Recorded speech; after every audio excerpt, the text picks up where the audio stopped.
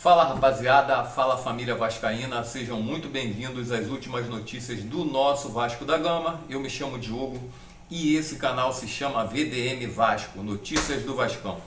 Família vascaína, vamos estar falando agora sobre o jogo de amanhã, jogo importantíssimo aí contra o Ceará, jogo esse onde o Vasco vai buscar a primeira vitória fora de casa no Campeonato Brasileiro. O Vasco vem bem, com 2 vitórias e uma derrota. Tudo bem, poderia ser melhor? Poderia, mas é um bom começo de Campeonato Brasileiro. Estipula-se que o Vasco não poupará jogadores, tá?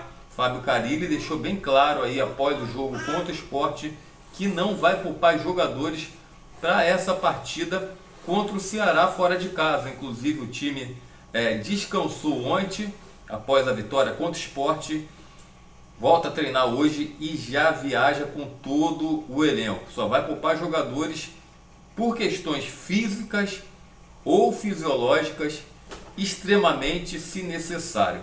Então, boa sorte para o Vasco, que o Vasco consiga essa primeira vitória fora de casa, que vai dar muita moral para esse elenco, para esse grupo que está fechado com o treinador Fábio Carille, e a gente vai apoiar. Que as vitórias venham e que a gente consiga aí grandes coisas nesse ano. É o técnico que a gente queria? Pô, não é, mas já que ele está lá, vamos torcer sempre para o Vasco ganhar, é claro, né? A gente sempre torce para o nosso Vasco da Gama ganhar as partidas.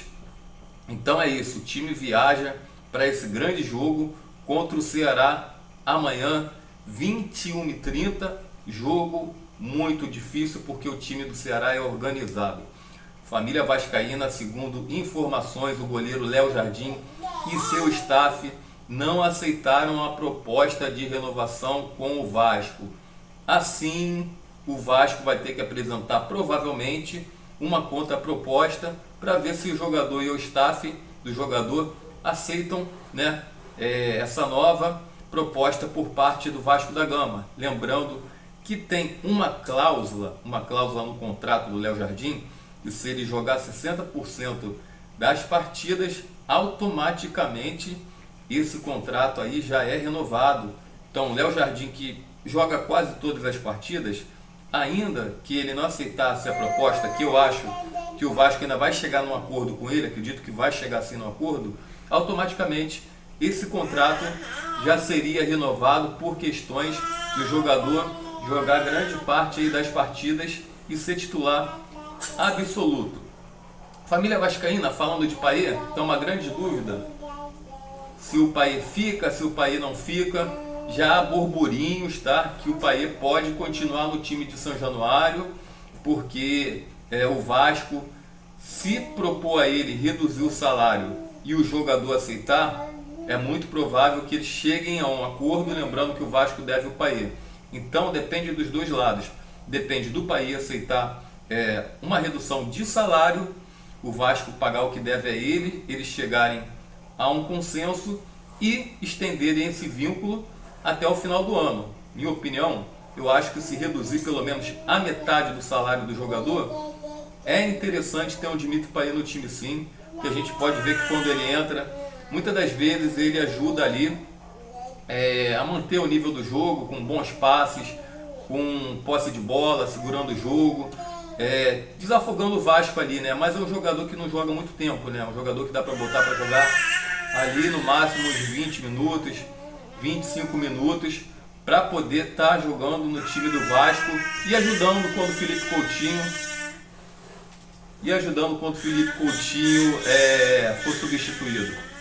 Galera, vamos fechar o vídeo de hoje, tá? Segundo o canal Mário Coelho Vasco, quando acabar a Premier League, essa liga lá da Europa, Evangelos Marinax, Edu Gaspar e o filho de Marinax vão estar vindo para o Brasil.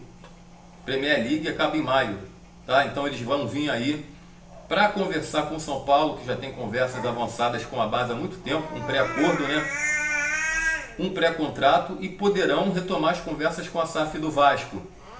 Então, segundo o canal Mário Coelho Vasco, eles vão vir para o Brasil em breve.